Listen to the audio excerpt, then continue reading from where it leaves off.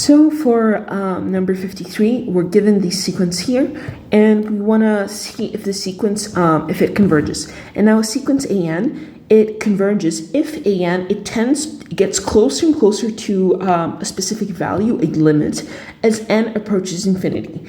And so this here is really is the key. It has to get closer and closer. It has to approach a certain number as N goes to infinity.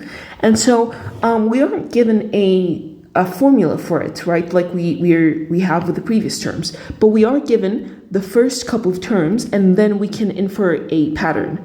So our AN is 0, 1, and then 2 zeros, and then a 1, and then 3 zeros, and then a 1, and then we can infer that we're going to have 4 zeros, and then a 1, and so on.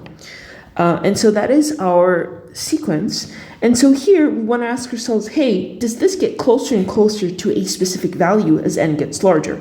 And you might be inclined to say, yes, it does, because at infinity, you're going to have an infinite number of zeros, right? We can see here that we go 1 0, 2 zeros, 3 zeros, 4 zeros. So at infinity, it's like we have infinite zeros.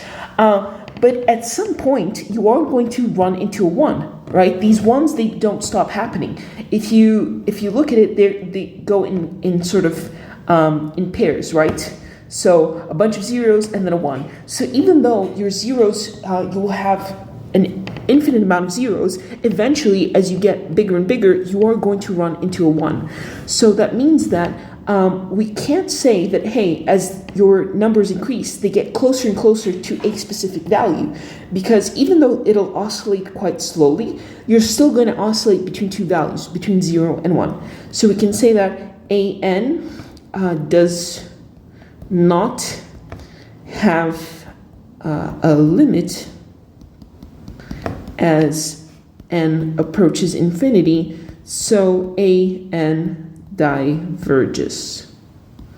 So we can say here that it doesn't approach a specific value, so it definitely does diverge. And that is it for number 53.